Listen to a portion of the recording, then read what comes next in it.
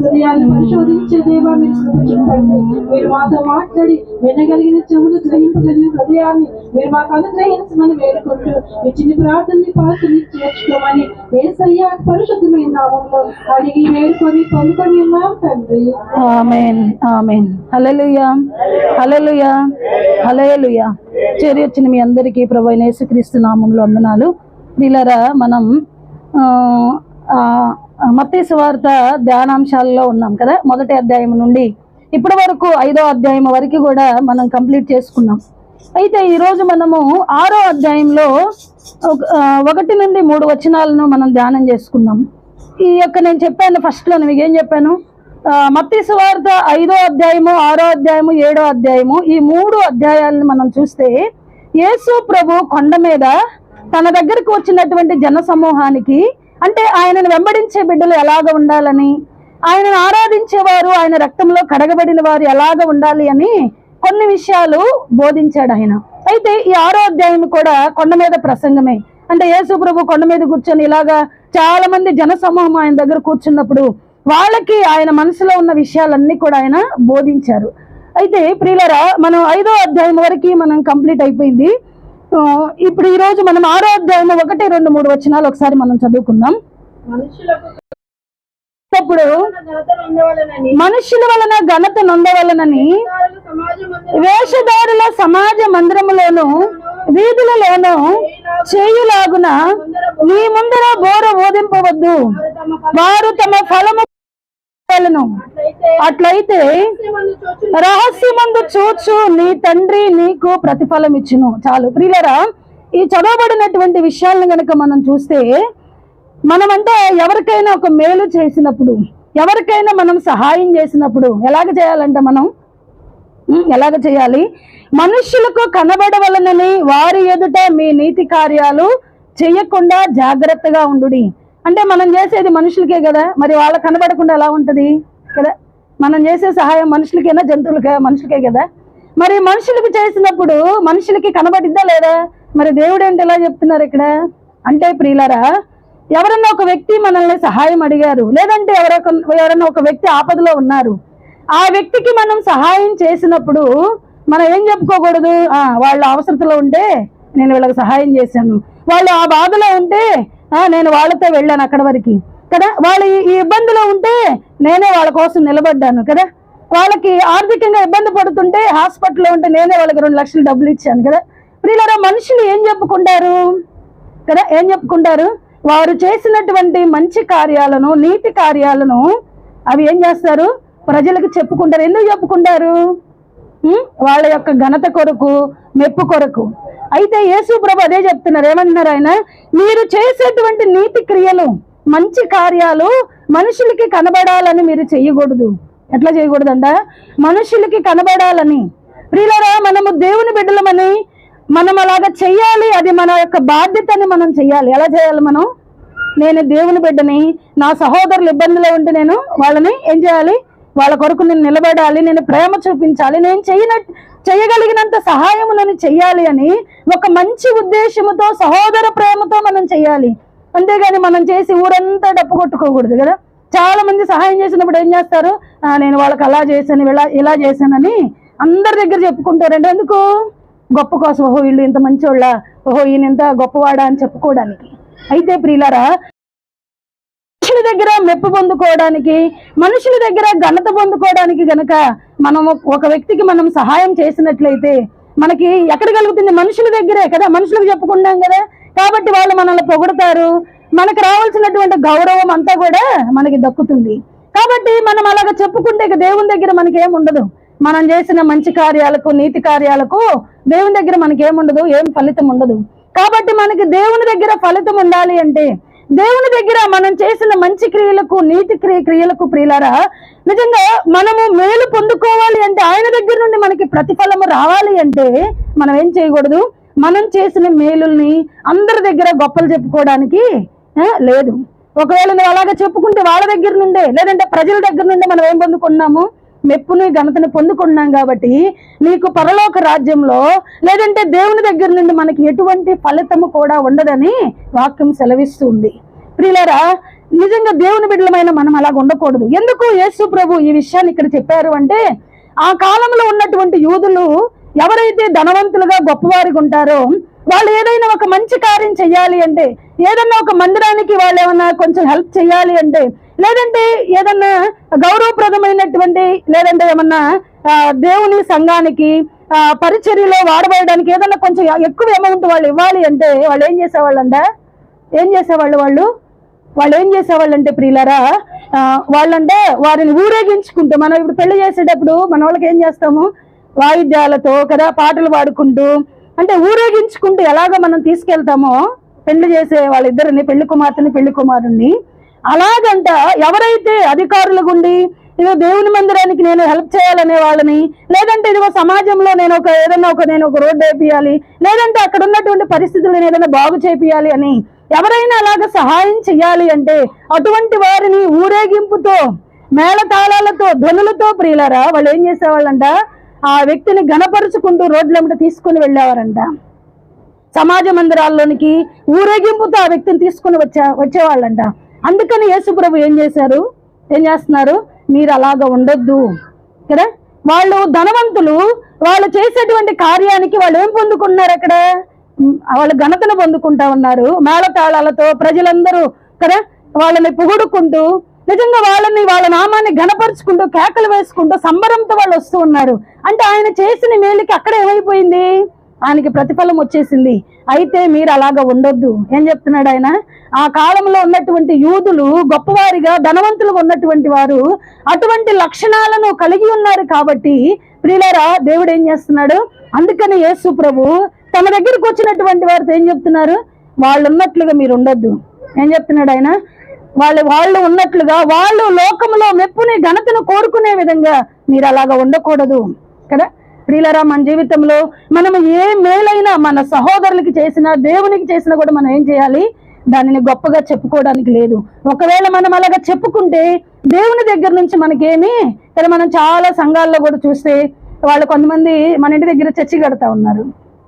ఎవరన్నా ఒక 500 ఇచ్చారనుకో, ఒక 1000 రూపాయలు ఇచ్చారనుకో, ఒక 50 సిమెంట్ కట్టలు ఇచ్చారు. ఇవన్నీ చదువుతారు, అందుకే నేను చెప్తున్నా, వింటాను కాబట్టి. ఇవన్నీ పలానా వాళ్ళు 50 సిమెంట్ కట్టలు ఇచ్చారు, పలానా వాళ్ళు ఒక ట్రక్ ఇసుక ఇచ్చారు అంటే వీళ్ళందరూ ఇంటికి వెళ్ళిన తర్వాత చెప్పుకోవాలో వాళ్ళు అలా ఇచ్చారంట, వీళ్ళు ఇలా ఇచ్చారంట అంటే ప్రజలందరూ ఏం చెప్పుకుంటున్నారు? వాళ్ళని అక్కడే పొగడుతున్నారు, ఘనంగా చూస్తున్నారు. అంటే వాళ్ళ యొక్క పేరు ప్రఖ్యాతుల కోసం ప్రియులారా ఏం చేస్తున్నారు? వాళ్ళు మైకులో వాళ్ళ పేర్లు చదివించుకుంటున్నారు. ఒకవేళ చదవలేదనుకో, మేము ఇచ్చాం కదా, మా పేరు చదవలేదేంటి కదా, ఏం చేస్తారు? నెక్స్ట్ వారం ఇంక వాళ్ళకి సంఘ పెద్దలకి ఏముండిద్ది? వాళ్ళ మీద గొడవ. ప్రియులారా, ఒక మనిషి ఎప్పుడైతే ఘనతను కోరుకుంటాడో, లోక సంబంధమైన మనుషుల దగ్గర మెప్పును కోరుకుంటాడో అక్కడ ఏముంటది? సమాధానం ఉండదు. ఏమైనా ఉండిద్దా కదా? అక్కడ అధికారం కోరుకోవాలని, మేమంటే మేము సంఘంలో పెద్దలుగా ఉండాలని, మేము దాన్ని డీల్ చేయాలని, మేము సీనియర్స్ అని, మేమే ప్రతిదీ మా చేతుల మీద కానీ అన్నీ జరగాలని, ఇవన్నీ ఏంటి? మనుషులు ఘనతను మెప్పును సంఘాలలో కోరుకోవడానికి కారణమైంది. కాబట్టి అటువంటి ఆలోచన మనకు ఉండకూడదని కదా, అటువంటి ఆలోచన ఉండకూడదని అలాగా గనక మనం ఉంటే సంఘంలో, సహవాసంలో ఎంత గొప్ప నష్టము జరుగుతుందో యేసు ప్రభు ముందుగానే ఆయన సమస్తం ఎరిగిన వాడు కాబట్టి మీరు ఇటువంటి వాటిని, మెప్పును, ఘనతను ప్రజల దగ్గర నుండి ఆదరణను పొందుకునే విధంగా మీరు ఎవరికి చెప్పొద్దు. మీరు చేసిన ప్రతిదీ కూడా నేను చూస్తూనే ఉన్నాను కదా. ఏమంటాడు ఆయన? ఆయన సర్వాంతర్యామి అంట. ఎవరైనా మన అంతరంగంలో ప్రియులారా ఒక ఆలోచన పుట్టక ముందే ఏం చేస్తాడు ఆయన? ఇంకొక 10 నిమిషాల తర్వాత మన ఆలోచన ఎలా ఉంటుందో ఆయన చెప్పగలుగుతాడు. మనకు అర్థం కాదు మనం ఏం మాట్లాడతామో, ఏం ఆలోచిస్తామో, కానీ ఆయన సర్వాంతర్యామి, అంతటా వ్యాపించి ఉన్నటువంటి వాడు. ఆకాశాన్ని సింహాసనంగా, భూమి పాదపీఠంగా చేసుకున్నటువంటి వాడికి మన హృదయ ఆలోచనలో, మన అంతరంగము ప్రియులారా సమస్తము ఎరిగినటువంటి వాడు. అందుకే ఆయన ఏం చేస్తున్నాడు? ముందుగానే అక్కడ ఉన్నటువంటి యూదుల పరిస్థితిని బట్టి, తర్వాత రాబోయే నిజంగా తరతరాల ప్రజలు కూడా ఇటువంటి ఆలోచనను కలిగి ఉంటారు కదా. మనం చూస్తే ఆది కాండంలోనే వాళ్ళు ఏం చేస్తున్నారు? పెద్ద బాబేలు గోపురం కట్టుకొని ఘనతను కోరుకుంటున్నారు కదా. అది ఆకాశాన్ని అంటే అంత ఉండాలని. అంటే మనుషుల స్వభావం ఏంటి? గొప్పగా కనబడాలి, ఉన్నతంగా ఉండాలి కదా. అందరూ మమ్మల్ని పొగడాలి, లేదంటే అందరిలో కూడా మేమే హెచ్చుగా ఉండాలి కదా. మా పిల్లలే గొప్పగా ఉండాలి. ప్రియులారా, ఇవన్నీ మనుషులకు ఉన్నటువంటి స్వభావము. కాబట్టి ఇటువంటి రీతిలో దేవుని బిడ్డలమైన మనము ఇటువంటి లక్షణాలు మనం కలిగి ఉండకూడదని యేసు ప్రభు ముందుగానే చెప్పారు కదా. ఆయన ఈ లోకానికి కుమారుడిగా రాకముందే ప్రజలలో అటువంటి గర్వము, అటువంటి అహంకారము, అటువంటి మెప్పుని, ఘనతను ప్రజల దగ్గర నుండి కోరుకునే అటువంటి ఆలోచనలు ఆయన ఎరిగి ఉన్నాడు. కాబట్టి ఏం చేస్తున్నాడు ఆయన? ఆ కాలంలో వారు అలా ఉన్నారు, పాత నిబంధన కాలంలో కదా. మీరు అలాగా ఉండకూడదు. మీరు ఇదిగో నా దగ్గరకు వచ్చినటువంటి మీరు, నన్ను వెంబడిస్తున్నటువంటి మీరు ఎలాగ ఉండాలి? ప్రజల దగ్గర నుండి మెప్పుని, ఘనతని మీరు కోరుకునే వారికి ఉండకూడదు. ఒకవేళ మీరు అలాగా కోరుకుంటే నా దగ్గర నుండి మీకు ఎటువంటి ప్రతిఫలము ఉండదు అని ప్రియులారా యేసు ప్రభు తన దగ్గరకు వచ్చిన సమూహం గురించి ఆయన మాట్లాడుతూ ఉన్నాడు. అయితే మరి సంఘాలలో ఇటువంటిది కనబడుతుందా అంటే కనబడుతుందా? ఇటువంటిది కనబడదు కదా. నిజంగా దేవుని నామానికి మహిమ బదులు ప్రియులారా దేవుని నామానికి అవమానం కలుగుతుంది. కారణం ఏంటంటే సేవకులు లేదంటే విశ్వాసులు, సీనియారిటీ ఉన్నవారు ఒకరితో ఒకరు పోటీ పెట్టుకుని ఒక డినామినేషన్ తో ఇంకొక డినామినేషన్కి పోటీలు. వాళ్ళు ఎలా మీటింగ్స్ కండక్ట్ చేస్తే మనం అలా చేయాలి. మా దగ్గరికి 2 లక్షలు వస్తే వాళ్ళ దగ్గరికి తక్కువ రావాలి, మేమే హైలో ఉండాలి.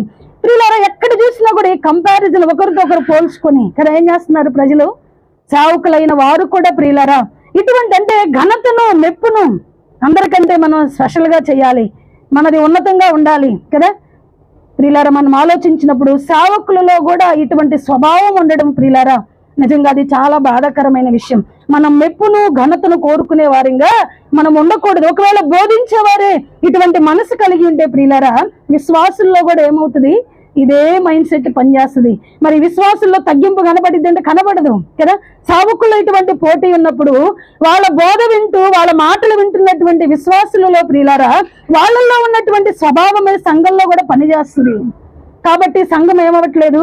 దేవునికి ప్రియమైనదిగా, ఇష్టమైనదిగా, ఆయన చెప్పిన విధముగా సంఘం ఎందుకు ఆత్మీయతలో వృద్ధులనికి రావట్లేదంటే కారణం ఇదే. కాబట్టి మన స్వభావము ప్రియులారా నిజంగా మనం ఎంత తగ్గించుకుంటామో మనతో ఉన్నవారు కూడా అంతే తగ్గించుకుంటారు. మనం ఎంత ప్రేమ కలిగి ఉంటామో సహోదరుల ఎడల మనతో ఉన్నవారు కూడా అలానే తయారవుతారు. కాబట్టి సేవకులైన వారు ప్రియులారా విశ్వాసులైన మనం కూడా ఎంతో కాలంగా దేవుని సంధికి వచ్చే మనం కూడా ఎలా ఉండాలి? తగ్గింపు కలిగిన వారంగా ఉండాలి. వచ్చిన కొత్త వారిని చూసి మేము సీనియర్స్ అనే ఫీలింగ్ మనకు ఉండకూడదు కదా. మనం అలాగా సంఘంలో గొప్పని, ఘనతను మనం కోరుకునే వారిని ఉండకూడదు. అది బైబిల్ చెప్తున్నటువంటి మాటలు. ప్రియులారా మన జీవితంలో మనము మనుషుల దగ్గర నుంచి కంటే కూడా దేవుడు మెచ్చుకునే నరుడు ధన్యుడు అంట కదా. మనుషులు మెచ్చుకునే వారికంటే కూడా దేవుడు ఎవరినైతే మెచ్చుకుంటాడో ఆ మనిషి ధన్యుడు అని దేవుని వాక్యం సెలవిస్తుంది. అయితే మనుషులు ఏం కోరుకుంటారు?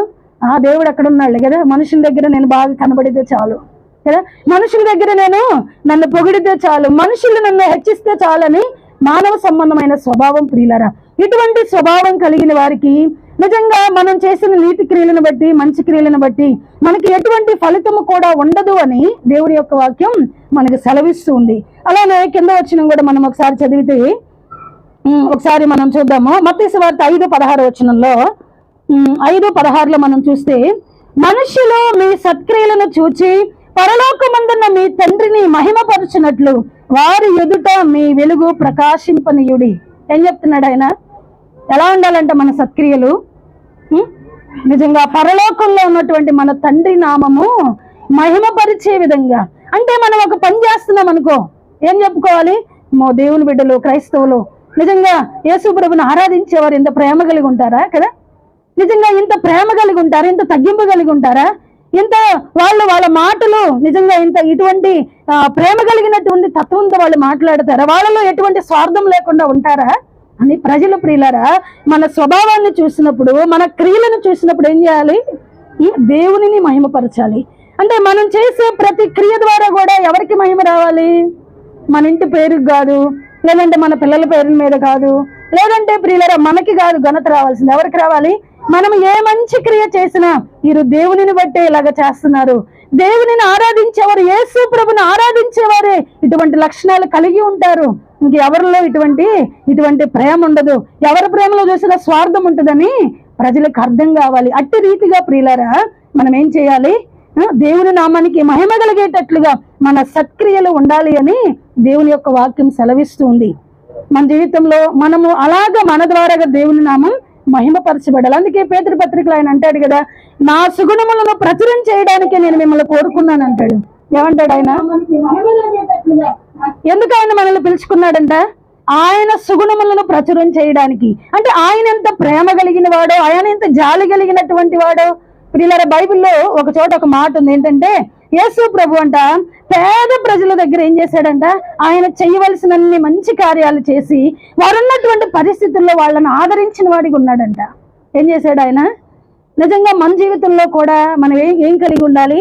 మన సహోదరుల ప్రేమ కలిగి ఉండాలి. కొంతమందిని మనం చూస్తే గవర్నమెంట్ జాబ్ ఉన్న వాళ్ళు గవర్నమెంట్ జాబ్ వాళ్ళనే ప్రేమిస్తారు కదా, ఎంప్లాయీస్నే ప్రేమిస్తారు కదా. కూలి పని చేసుకునే వాళ్ళ దగ్గరికి వెళ్ళి గవర్నమెంట్ ఎంప్లాయ్ చేసేవాళ్ళు ప్రైజ్ లాడ్ సిస్టర్ అని చెప్తారా, ప్రైజ్ లాడ్ బ్రదర్ అని చెప్తారా? చెప్పరు. కారణం ఏంటి? గర్వం కదా. ఏంటది? ఉద్యోగాన్ని బట్టి, మనకున్న స్టేటస్ని బట్టి. ప్రియులారా, మనం ఇలాగ ఉండకూడదు. ఇది బైబిల్ చెప్తున్నటువంటి సత్యం. ఇటువంటి భేదాభిప్రాయాలు మనలో ఉండకూడదు. యేసు ప్రభు పేద ప్రజలకు ఇచ్చినంత ఉన్నతమైనటువంటి ప్రయారిటీ, వారికి ఇచ్చినటువంటి ప్రాముఖ్యత ప్రియులారా ధనవంతులకు ఇవ్వలేదు. ఆయన ఏమంటాడు? ధనవంతుడు వంట సూది బెజ్జంలో దూరడం కంటే ధనవంతుడు పరలోక రాజ్యంలో చేరడము అంత కష్టం. అంటే వంటే దూరిద్దంట సూది బెజ్జంలో, అదే ఈజీ అంట, అదే సులభం అంట. ప్రియులారా, ధనవంతుల యొక్క స్వభావం ఎలా ఉంటుందో, డబ్బును బట్టి గర్వించే వారి స్వభావం ఎలా ఉంటుందో, ఉద్యోగాన్ని బట్టి గర్వించే వారి స్వభావం ఎలా ఉంటుందో ఆయనకి ముందే తెలుసు. అందుకని ఆయన మాట ఎవరింటారో వారి దగ్గరికి ఆయన వెళ్ళాడు కదా. ఆయన వెళ్ళి నన్ను వెంబడించమని చెప్పినప్పుడు ప్రతి ఒక్క శిష్యులు కూడా ముందుకు వచ్చేసారు ఆయన వెంబడించడానికి, ఆయన ఫాలో అవ్వడానికి. ప్రియులారా, కానీ ధనవంతులను గనక మనం చూస్తే వాళ్ళు లోబడరు. వాళ్ళు ఎప్పుడు లోబడతారో తెలుసా? ఏదైనా ఒక శ్రమకు దేవుడు అప్పగించినప్పుడు, ఒక మరణానికి అప్పగించినప్పుడు అప్పుడేం చేస్తారు? ఆ శ్రమల నుండి విడుదల పొందుకోవాలని, ఏదైనా ఒక రోగానికి అప్పగించినప్పుడు విడుదల పొందుకోవాలని, అట్టి రీతిగా దేవుడు ఏం చేస్తాడు?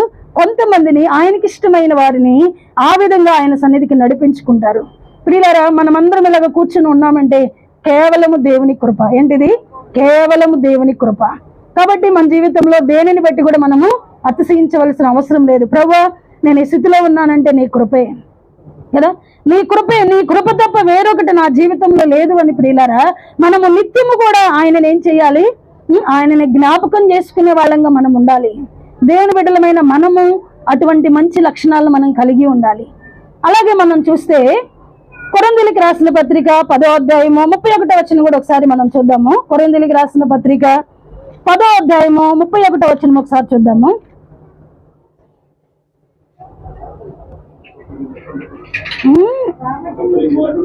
మొదటి కొరింథీ 10:31.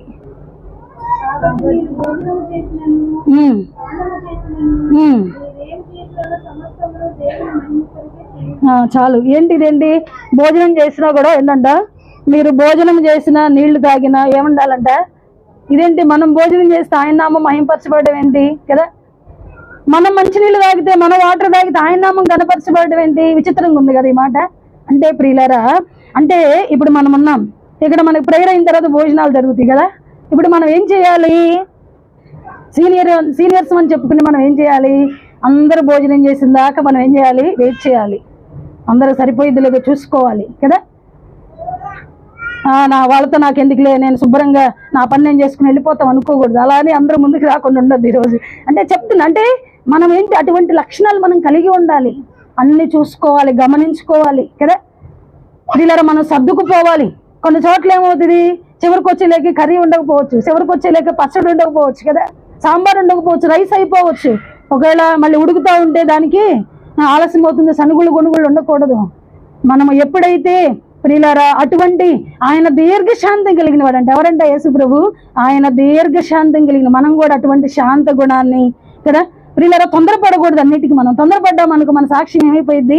తొందరపడే నడిచేవాడు కీడులో పడతాడు. అంటే తొందరపడి నడిచేవాడు సాక్ష్యాన్ని పోగొట్టుకుంటాడు. కాబట్టి దేవుని విషయాలలో నిజంగా మన సంఘంలో ప్రియులారా ఎక్కడున్నా కూడా మనం అన్ని విషయాల్లో ఏం చేయాలి? అన్ని విషయాల్లో మనం నిదానించి తొందరపడకుండా అన్ని చూసుకొని ముందుకు వెళ్ళాలి. అప్పుడు ఏమవుతుంది? దేవుని నామానికి మహిమ వస్తుంది. అంతేగాని మనం ఇంట్లో కూర్చొని అన్నం తింటే దేవుని నామానికి మహిమ, మనం మంచినీళ్ళు తాగితే దేవుని నామానికి మహిమని కాదు ప్రియులారా. కాబట్టి ఇటువంటి ఆలోచనలు, ఇటువంటి ముందు చూపుతో మనం అన్ని విషయాలు ఎలా ఉండాలి? జ్ఞానం కలిగి మనం ఉన్న పరిస్థితుల్లో మనం వెళ్ళాలి. అప్పుడు మాత్రం ఏమైంది? ఇప్పుడు ఎవరైనా కొత్త వాళ్ళు వచ్చారనుకోండి, వాళ్ళకి భోజనం చివరిలో సరిపోలేదు. ఇప్పుడు మనం పెట్టించుకున్న ప్లేట్ అయినా ఏం చేయాలి? వారిని మంచిగా చూసుకొని పంపించాలి, వారికి ఆతిథ్యం ఇచ్చి పంపించాలి. అప్పుడు దేవుని నామం ఏమవుతుంది?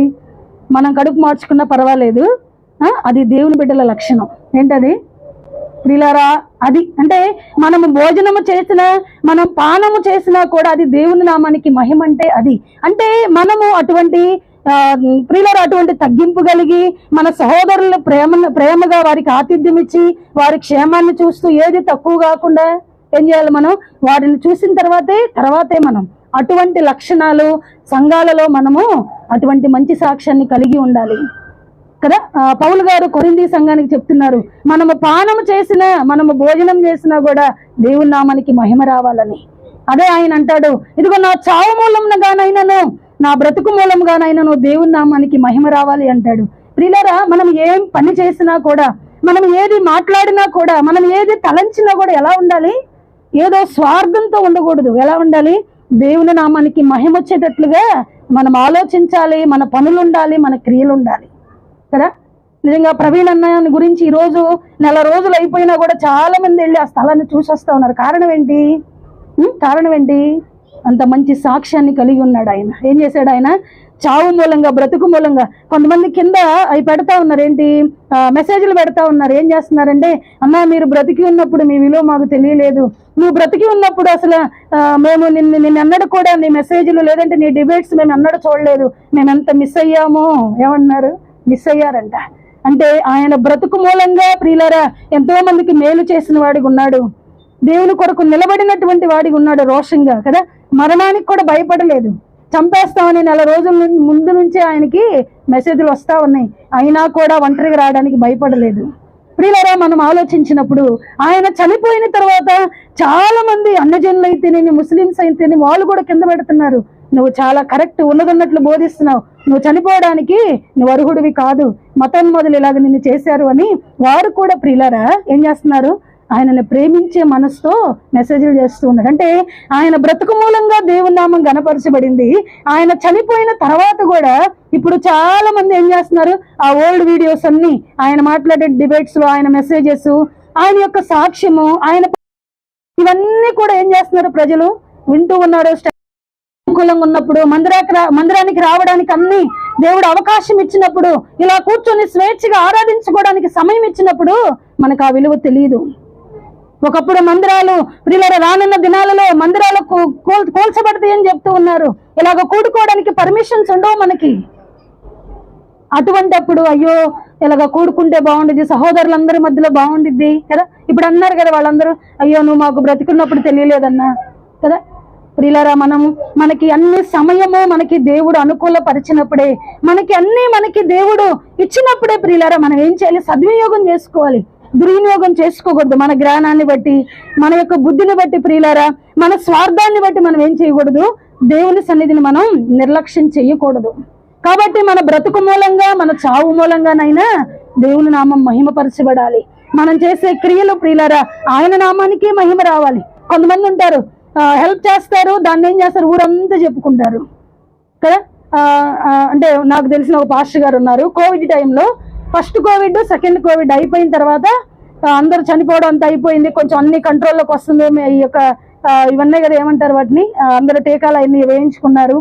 తర్వాత ఆ పాస్టర్ గారు తీరగ్గా సంఘంలో ఉన్న వాళ్ళందరి పేర్లు లిస్ట్ అవుట్ చేసుకొని ఏం చేశారు తెలుసా? ఒక్కొక్కరికి ఫోన్ చేసి, మా తల్లి ఎలా ఉన్నావురా, ఎలా బాగున్నావా, ఏం చెప్తున్నారు? కోవిడ్లో చేయొచ్చుగా, ఏమన్నా పని ఉందా కోవిడ్లో పాస్టర్స్కి? ఏం లేదు కదా. ఎంతమంది పూర్ పీపుల్ ఉన్నారు, ఒక్కరికి 1 కేజీ బియ్యం కూడా ఇవ్వలేదు కదా. ఏం చేయాలా? 1 కేజీ బియ్యం ఇవ్వలేదు, ఎవరికి కొంచెం మెడిసిన్ కూడా పంపించలేదు కదా. కొంతమంది సేవకులు అయితే ఎంత చేశారో వారు సంఘాల్లో ఉన్న వాళ్ళకి. కానీ ప్రియులారా, నాకు తెలిసినటువంటి ఈ పాస్టర్ గారు ఆ కోవిడ్ అంతా సద్దుమణిగిన తర్వాత, అంత కంట్రోల్లోకి వచ్చినాక, ప్రజలు అప్పుడే కొంచెం బయటికి తేరుకుంటున్న సమయాల్లో ఫోన్లు చేసి తీరగ్గా ఎలా ఉన్నారు? ప్రియులారా, నోటి మాటలతో కాదు మన ప్రేమ ఎలా ఉండాలి? క్రియలు లేనటువంటి విశ్వాసము మృతమని వాక్యం సెలవిస్తుంది. ప్రియులారా, మనం ఎప్పుడైతే బైబిల్ చదువుతామో మనల్ని నడిపించిన నాయకులు ఎలాంటి వారో మనకు అర్థమవుతుంది. రియల్ ప్రేమ మన మీద చూపిస్తున్నారా? స్వార్థంతో మనల్ని ప్రేమిస్తూ ఉన్నారా కదా. ప్రియులారా, మన జీవితాలలో మనం అన్ని గమనించుకోవాలి. ఎందుకంటే ఆయన చెప్తాడు, ఇదిగో నేను వెళ్ళిపోయిన తర్వాత తోడేళ్లు మీ మధ్యకి వస్తాయి, మిమ్మల్ని మోసపరుస్తారు, మీ మీద భారాలు మోపుతారు, అటువంటి వారు వస్తారు, మీరు జాగ్రత్తగా ఉండమని చెప్తా ఉన్నారు. ప్రియులారా, వాక్యంలో మనం చూసినప్పుడు క్రియలు లేకుండా ఊరికే పైన మాటలు పెదవులతో చెప్పి మనం అవసరతలో ఉన్నా కూడా మనం తీర్చగలిగిన స్తోమత మనకుండి కూడా మనం చేయకపోతే ప్రియులారా, మనము దేవుని బిడ్డలం కాదు. మనం ఏం కాదు, మనం ఆయన రక్తంలో కడగబడిన బిడ్డలమని చెప్పుకోవడానికి అర్హులం కాదు ప్రియులారా. అది దేవుని వాక్యం సెలవిస్తుంది. కాబట్టి మన ప్రేమ ఎలా ఉండాలి? క్రియలలో కనబడాలి. క్రియలు లేని విశ్వాసము మృతము. మన చేతులతో మనం సహాయం చేయకుండా ప్రియులారా, వారి ఇబ్బందులు ఉన్నప్పుడు మనం నిలబడకుండా ఏదో ప్రేమతో 2 మాటలు పలికి మనం వెళ్ళిపోతే అది దేవుని బిడ్డల లక్షణం కాదు. లోక సంబంధమైన వారు కూడా అలాగే చేస్తారు, పలకరించి వెళ్ళిపోతారు కదా, చేయరా? కానీ వాళ్ళ ప్రేమకి మన ప్రేమకి ఏముండాలి? వ్యత్యాసం ఉండాలి ప్రియులారా. మనం అలాగ నిలబడినప్పుడే దేవుని నామం ఏమవుతుంది? మీరు దేవుని బిడ్డలో దేవుని ప్రేమ చూపించారు. మనం ఏ మంచి క్రియ చేసినా కూడా ప్రియులారా, మన స్వార్థం లేకుండా చేసినప్పుడు దేవుని నామమే మహిమపరచబడుతుంది. ఆయన యొక్క ఉద్దేశం ఏంటంటే మనం చేసే ప్రతి క్రియ కూడా దేవుని నామానికి మహిమకరంగా ఉండాలని, ఆయన ద్వారా మనం ప్రతిఫలాన్ని పొందుకోవాలని. మనం ఏం చేస్తున్నాం? ఇక్కడే అన్ని కోరుకుంటా ఉన్నాం. కాబట్టి మనకేమి రావట్లేదు, ఆయన దగ్గర నుండి ప్రతిఫలం రావట్లేదు. కాబట్టి మనం ఆయన దగ్గర నుండి ప్రియులారా మనం ప్రతిఫలాన్ని పొందుకోవాలి అంటే మనం ఏం చేయాలి? మనం చేసింది ఎవరికి తెలియకూడదు. మనం కుడి చేతితో చేసినటువంటి ఆ సహాయము ప్రియులారా ఎడమ చేతికి కూడా కనబడకూడదు. మనం ఇప్పుడు కానుకేస్తున్నాం, ఈ చేతులు వేస్తున్నావు, దీనికి కనబడకూడదు, అది బయటికి కనబడకూడదు. ఏం చేయకూడదు? నీ మనసుకు తెలిసి ఎంత వేస్తున్నావు, కానీ ఈ చేతికి కనబడకూడదు. నీ చేతిలో ఎంత అమౌంట్ ఉందో ఏం చేయకూడదు? ఎవరికి తెలియకూడదు. అలాగ ప్రియులారా మనం ఒక వ్యక్తికి సహాయం చేసినా, దేవుని పరిచర్య కొరకు మనం సహాయం చేసినా కూడా మనం ఎవరికి చెప్పుకోకూడదు. రహస్యమందు చూచుచున్న మన దేవుడు మనకేం చేస్తాడంట? ప్రతిఫలం ఇస్తాడంట. కాబట్టి మనం లోకంలో ఏ మెప్పుని ఘనతను ఈ కిరీటాలను మనం ఇవన్నీ కోరుకోకుండా ప్రియులారా ఏది చేసినా కూడా మనం దేవుని నామానికి మహిమ రావాలని ఒక మంచి ఉద్దేశంతో చేసినప్పుడు సంఘాలలో ఏముండవు, సమాధానమే ఏలుబడి చేస్తుంది. సంఘాలలో విభేదాలు ఉండవు కదా, గొడవలు ఉండవు. ఉంటాయా?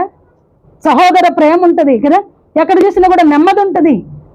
ప్రియులారా మన జీవితాల్లో మనం అటువంటి ప్రత్యేకించబడిన వారిగా ఉండాలని ఆయన కోరుకుంటూ ఉన్నారు. కాబట్టి మనం ఏది చేసినా కూడా మన బ్రతుకు మూలంగా, చావు మూలంగా, మనం తినే ఆహారము, త్రాగే నీటి మూలంగా ప్రతి విషయంలో కూడా ప్రియులారా మనం ఎలా ఉండాలి? ఆయన నామాన్ని మహిమపరిచే వారంగా ఉండాలి. అలానే ఇంకో విషయాన్ని కూడా మనం చూద్దాము. ఎందుకు ఆయన నామానికి మహిమకరంగా మనం బ్రతకాలి కదా? ఇప్పటి వరకు మనం ఏం చెప్పుకున్నాం? మనం ఏది చేసినా ఆయన నామానికి మహిమకరంగా. ఎందుకు మనం ఆయన నామానికి మహిమకరంగా బ్రతకాలి? ఒకసారి మనం యోహాను సువార్త 1వ అధ్యాయము 12-13 వచనాలు ఒకసారి చూద్దాం. ఎందుకు మనం ఆయన నామానికి మహిమ వచ్చేటట్లుగా మనం నడుచుకోవాలి? తన్ను ఎందరూ అంగీకరించిరో వారందరికీ, అనగా తన నామమందు విశ్వాసం ఉంచు వారికి దేవుని పిల్లలగుటకు ఆయన అధికారం ఇచ్చును. ఏందంట? ఏం చేశాడంట ఆయన? తన యందు విశ్వాసం ఉంచిన వారికి ఏం చేశాడు? ఆయన దేవుని పిల్లలయ్యే అధికారం ఇచ్చాడు. ఏమిచ్చాడు మనకి? మనం ఎవరి పిల్లలం? దేవుని పిల్లలం. ప్రియులారా ఎఫెసీ పత్రిక 2:8 ఆయన ఒక మాట అంటాడు, మీరు విశ్వాసము ద్వారా కృపచేతనే రక్షించబడి ఉన్నారు. దేని ద్వారా అంట? మనం విశ్వాసం ద్వారాగా, కృప ద్వారానే మనం రక్షించబడి ఉన్నాం. మరి ఆయన మనల్ని రక్షించుకున్నాడు. ఎలా రక్షించుకున్నాడు? ఆయన కల్వరి సిలువలో ప్రియులారా ప్రాణం పెట్టి ఆయన విలువైన రక్తాన్ని మన కొరకు చిందించి మన స్థానంలో ఆయనుండి మనం చేసిన పాపానికి ప్రియులారా మనం చేసినటువంటి దుష్టక్రియలకు ఆయన ఏం చేశాడు? మన కొరకు రక్తం కార్చాడు. కాబట్టి మనం ఏం చేయాలి? ఆయన నామానికి మహిమకరంగా బ్రతకాలి. లోకంలో ఉన్న వాళ్ళందరికీ చెప్పట్లేదు. ఆయన ఏం చేశాడంటే ఆయన యందు విశ్వాసం ఉంచిన వారికి ఆయన ఏం చేశాడు? తన పిల్లలు అని ముద్రించుకున్నాడు ఆయన శిలువ రక్తం ద్వారాగా. కాబట్టి మనం ఏం చేయాలి? ఆయన బిడ్డలమైన మనము ప్రియులారా దేవుని నామానికి మహిమకరంగా బ్రతకాలి. నిజంగా మనం చూస్తే ఇప్పుడు మన పిల్లలు ఉన్నారనుకోండి, వాడు ఇష్టం వచ్చినట్లుగా వాడు సంతోషం, వాడు సుఖం చూసుకొని ఇంట్లో తల్లిదండ్రులు పట్టించుకోవట్లేదు అనుకో, మనం ఊరుకుంటామా? ఎవరో ఒకరి చేత మాట్లాడిస్తాం కదా. ఎవరో ఒకరి చేత మాట్లాడించి వాడి మనసు కొంచెం మారే విధంగా, ఆలోచించే విధంగా. అంటే మన పిల్లలు మనం ఎలా ఉండాలని మనం కోరుకుంటాము? వారి ద్వారాగా మనం ఘనపరచబడాలని కదా. వారి ద్వారాగా మనం సంతోషంగా ఉండాలని కదా, వారి ద్వారాగా మన యొక్క పేరు ప్రఖ్యాతలు విస్తరించాలని, మన బంధుమిత్రుల్లో మనం ఉన్న చోట్ల మనకి పేరు ఖ్యాతి కలగాలని అను కదా. ఒక భూసంబంధమైన తల్లిదండ్రులకి ఇన్ని ఆశలు పిల్లల మీద ఉన్నప్పుడు ప్రియులారా, ఆయన నిజంగా ఆయన రూపంలో నిజంగా మనల్ని చేసుకొని మన కొరకు ఆయన రక్తాన్ని చిందించినటువంటి ఆయనకి మన ఎడల రైట్స్ ఉన్నాయా లేవా, హక్కులు ఉన్నాయా లేవా? చిన్నప్పటి నుండి నిన్ను పెంచి చదివించి ఇన్ని చేశాను, నా మాట వినట్లేదని ఏడుస్తాం కదా మనం. మరి నీ కొరకు నా కొరకు ప్రియులారా ఎన్ని విషయాల్లో మనం ఎన్ని విషయాల్లో ఆయన బాధ పెట్టినా దుఃఖ పెట్టినా మనల్ని సహించి భరించి కదా ఏం చేశాడు ఆయన? ఇంతకాలం మనల్ని కృపగలిగిన రెక్కల నీడలో కాపాడి నిజంగా మనం రక్షించబడడానికి ఏ అర్హత లేకపోయినా, ఆయన కృపను పొందుకోవడానికి ఏ అర్హత మనకు లేకపోయినా ఏం చేశాడు ఆయన? ఏదో మందిరానికి వచ్చామని మన మాటలు వింటూ ఉన్నప్పుడు, దేవుని వాక్యం వింటూ ఉన్నప్పుడు మన హృదయాన్ని తెరిచాడు ఆయన. ఏం చేశాడు ఆయన? మనం కూర్చొని ఉన్నాం, ఆయన మాట్లాడుతూ ఉంటే మన హృదయం తెరవబడింది. మరి చాలా మంది మందిరానికి వస్తున్నారు, వాళ్ళందరూ ఎందుకు రక్షణ అనుభవంలోనికి రాలేదు? ఆయనని ఎందరు అంగీకరించారో వారందరి మీద ఆయన కృప చూపించాడంట. వీళ్ళారా మనం ఆలోచించినప్పుడు కేవలం ఆయన కృప ద్వారానే మనం రక్షించబడి ఉన్నాం. ఎలా ఉన్నాం? కేవలం ఆయన కృప. మన మంచితనము, మన గొప్ప కార్యాలు, మన నీతి క్రియలు ఏమి కాదు. విశ్వాసం ద్వారానే ఆయన కృప చేతన మనం రక్షించబడ్డాము. కాబట్టి మన కుటుంబాల్లో ఉన్న బిడ్డల ద్వారాగా మనం ఎలాగ సంతోషించాలని కోరుకుంటామో మన కొరకు ప్రాణం పెట్టిన ఆయన కూడా ప్రియులారా మన క్రియలలో, మన ఆలోచనలో ప్రియులారా, మన స్వభావంలో అన్నిటిలో కూడా ఆయన ఏం కోరుకుంటాడు? ఆయన నామానికి మహిమ రావాలని కోరుకుంటాడు. నిజంగా లోక సంబంధమైన ప్రజల మధ్యలో నా బిడ్డ ఉన్నప్పుడు నా నామానికి మహిమ రావాలని ఆయన కోరుకుంటాడు కదా. కోరుకుంటాడు లేదా? మా ఊర్లో అందరికన్నా మా అబ్బాయికి మంచి మార్కులు రావాలి కదా, మా ఊర్లో అందరికన్నా మా అబ్బాయి ఖచ్చితంగా ఐఏఎస్ కొట్టాలి, మా అబ్బాయి యూఎస్ వెళ్ళాలి, అక్కడ మంచి జాబ్ కొట్టుకోవాలి, ఎవరితో నాకు సంబంధం లేదు, మావాడే ముందు ఉండాలి కదా. ప్రియులారా ఎలాగా ఒక తల్లిదండ్రులుగా మనం ఏం చేస్తాము? మేమే గొప్పగా ఉండాలని, మా పిల్లలే ఉన్నతంగా ఉండాలని. నిజంగా మరి యేసు ప్రభుకి స్వార్థం ఉండదా? ప్రాణం పెట్టిన ఆయనకి. ఆయన కూడా ప్రియులారా ఆయన ప్రజలుగా మనం చేసుకున్నాడు కాబట్టి మన గురించి కూడా ఆయనకి అదే ఉంటది. నా బిడ్డలు ఉన్నతంగా ఉండాలి, నా బిడ్డలు ఎక్కడున్నా లోకంలో నుండి ప్రత్యేకించబడిన వారికి ఉండాలి, నా బిడ్డలు నా నామానికి మహిమకరంగా బ్రతకాలని ఆయన కోరుకుంటాడు. కాబట్టి ఆయన కోరుకోవడంలో తప్పు లేదు. కాబట్టి ప్రియులారా ఆయన మనల్ని కోరుకున్నాడు కాబట్టి, ఆయన ప్రజలుగా మనల్ని ముద్రించుకున్నాడు కాబట్టి, ఆయన రక్తంలో మనల్ని కడుక్కున్నాడు కాబట్టి, ప్రతి విషయంలో మనల్ని కాపాడుకుంటూ ఉన్నాడు కాబట్టి. కాపాడుతున్నాడా లేదా? మనకి ఏ రోగం వచ్చినా, ఏ ఇబ్బంది వచ్చినా కదా, అవునా కదా? ఎంతమంది ప్రియులారా రోగంతో, భయంకరమైన వ్యాధితో మరణానికి అప్పగించబడుతున్నారు, ఎంతమంది రోడ్ యాక్సిడెంట్లో చనిపోతా ఉన్నారు కదా. కానీ దేవుని బిడ్డలకి ఎలాంటి జరిగినాయి అని మనం ఎక్కడా వినం. అంటావా మనం? ఇటువంటి భయంకరమైన మరణానికి దేవుడు ఎన్నడూ కూడా దేవుని బిడ్డలను ప్రియులారా ఆయన అటువంటి మరణానికి అప్పగించాడు. నేను మిమ్మల్ని అనాథలుగా విడిచిపెట్టను అన్నాడు కదా. ప్రియులారా అనాథలుగా విడిచిపెట్టక కుడి ఎడమల ముందు వెనుక మనల్ని ఆవరించాడంట. ఆయన మనల్ని ఆవరించినటువంటి దేవుడు మన స్వభావం ద్వారాగా ప్రియులారా ఆయన బాధ పెట్టిన వారిని ఉంటూ ఉన్నా కూడా ప్రతి దినము కూడా మనకి ఏం చేస్తున్నాడు? క్షేమం ఇచ్చి భద్రపరిచి మనల్ని కాపాడుకుంటూ ఉన్నాడు. కాబట్టి మనం ఏం చేయాలి? ఇకనైనా ఒక మంచి ఆలోచనతో, ప్రభువా నిజమే కదా, నా ద్వారాగా నువ్వు మహిమ పొందాలనుకుంటే నేను నా సుచిత్తంతో నేను ముందుకెళ్తున్నానయ్యా, నా సొంత జ్ఞానంతో నేను నా ఇష్టానుసారంగా బ్రతుకుతున్నానయ్యా అని ఒక మంచి తీర్మానం మనం చేసుకోవాలి ప్రియులారా. అప్పుడే కదా మన బిడ్డలు కూడా మా ఇక నుండి నేను ముందు దాగనులే, ఇక నుండి నేను ఇంటికి ఒక 20,000 పంపిస్తానులే, లేదంటే ఇక నుండి నేను ఒక 50,000 నేను బ్యాంకులో నేను డ్రా చేస్తానులే, మీరేం కలవరపడొద్దంటే కదా నిర్ణయం చేసిన రోజు ఆనందం మామూలుగా ఉండదు కదా. ఉండిద్దా ప్రియులారా? మనం కూడా అంతే. ఒక మంచి నిర్ణయం చేసామనుకో దేవుడు మనల్ని బట్టి ఏం చేస్తాడు? సంతోషించేవాడిగా ఉంటాడు. కాబట్టి దేవుని కొరకు మనం ఏం చేయాలి? ఒక మంచి తీర్మానాలు కదా. మనము చివరి దినాల్లో ఉంటూ ఉన్నాం ప్రియులారా, రాకడ బహు సమీపంగా ఉంది, ఎన్నో సూచనలు మనకి కనబడుతూ ఉన్నాయి. అయినా కూడా మనం నిర్లక్ష్యంగా ఉంటే మనల్ని ఎవరు కూడా కాపాడలేరు. కాబట్టి ఒక మంచి తీర్మానంతో మనం ముందుకు వెళ్ళాలని ఆయన కోరుకుంటున్నాడు. అందుకే కీర్తన గ్రంథం 51:5 వచనంలో కూడా మనం చూస్తే, కీర్తన గ్రంథము 51వ అధ్యాయము 5వ వచనం ఒకసారి మనం చూస్తే, నేను పాపములో పుట్టినవాడను, పాపములోనే నా తల్లి నన్ను గర్భం ధరించింది. ప్రియులారా నీవు అంతరంగములో సత్యము కోరుచున్నావు. అయితే ఇక్కడ మనం చూస్తే ప్రియమైన వారులారా, దావీదు మహారాజు చెప్తా ఉన్నాడు, నేను పాపములో పుట్టినవాడను, పాపములోనే నా తల్లి గర్భం ధరించింది. అయితే ఇటువంటి పాపికి నువ్వేం చేసావు? ఏం చేసావంట? ఇటువంటి పాపిని విశ్వాసం ద్వారాగా కృపచేత ఏం చేసావు? నన్ను రక్షించుకున్నావు కదా. ప్రియులారా, దావీదు కీర్తనలన్నీ కూడా మనం చూసుకుంటే ఎంత కృతజ్ఞత కలిగిన వాడిగా ఉంటాడో, నిజంగా ఆయన చేసిన మేలును తలపోసుకునేవాడిగా ఉంటాడు, అన్ని శ్రమలలో ఆయన మీద ఆనుకునేవాడిగా ఉంటాడు. నిజంగా మనకి ఇటువంటి కృతజ్ఞత భావం ఉండాలి. ఎప్పుడైనా మనం అనుకున్నామా, ఇదిగో నువ్వు ఈ విషయంలో ఇలా తప్పు చేసావంటే నేను లేదు నేను చేయలేదు కదా. మనం చేసిన తప్పునే ఒప్పుకోం. కానీ దావీదు మహారాజు ఎక్కడి నుండి ఒప్పుకుంటున్నాడు? తల్లి గర్భంలో పాపం చేయడాన్ని బట్టే నేను పిండంగా ఏర్పడ్డానని, పాపం వల్లనే నేను పుట్టానని. వీళ్ళరా, తన పుట్టుక తల్లి గర్భంలో ఉండగానే, నేను పిండమునై ఉండగానే నాలో పాపం ఉందని చెప్తున్నాడు. అంటే ఎంత లోతుగా తన జీవితాన్ని దేవుని దగ్గర ఒప్పుకుంటూ ఉన్నాడు. వీళ్ళరా, మనం ఎవరు? మనం మనుషులు మనకు చెప్పకపోయినా మన స్వభావము, మన అంతరంగం మనకి బాగుగా తెలుసు. కాబట్టి మనం ఏం చేయాలి? దేవుని దగ్గర పశ్చాత్తాపపడాలి. ఎవరైతే పూర్ణ హృదయంతో ఆయన దగ్గర అలాగ ఒప్పుకుంటారో, దావీదును ప్రేమించినట్లుగా ప్రియులారా, దేవుడు కూడా మనల్ని ప్రేమిస్తాడు. అంతరంగంలో సత్యం కోరుకుంటాడు. అంటే ఏం కోరుకుంటాడు ఆయన? పైపైన మాటలతో కాదు కదా, పైపైన పెదవులతో మాట్లాడిన మాటలను బట్టి కాదు, అంతరంగంలో సత్యాన్ని, యథార్థతను కోరుకుంటాడు. అటువంటి వారంటేనే ఆయనకి ఇష్టం. అందుకే ఆయన అన్నాడు కదా, వేషధారుల వల్ల మీరు ఏం చేయొద్దు, వేషధారుల వల్ల మీరు ఉండొద్దు అని చెప్పాడు. ఇందాక మనం చదివిన మాటలో కూడా వేషధారులు ఏం చేస్తారు? చేసే ఒక మంచి క్రియ, నీతి క్రియ, సహాయము లోపల ఏదో ఒకటి ఉంటది, దానిని బట్టి చేస్తారు. వాళ్ళెవరు? వేషధారులు. వాళ్ళు దేవుని నామానికి మహిమ రావాలని చేయరు, వాళ్ళ స్వార్థం కోసం, వాళ్ళ ఘనత కోసం. అటువంటి వారిని దేవుని వాక్యం ఏం సెలవిస్తూ అంటే వేషధారులు అని చెప్తున్నాడు ఆయన. అటువంటి వేషధారులు దేవుడు ఏం చెప్తున్నాడంటే, ఇంకో చోట వేషలకైనా కూడా ఆయన యొక్క రాజ్యంలో స్థానం ఉందంటే గాని వేషధారులకు ఏమి లేదు, స్థానం లేదు. కాబట్టి మనం వేషధారులుగా ఉండకూడదు.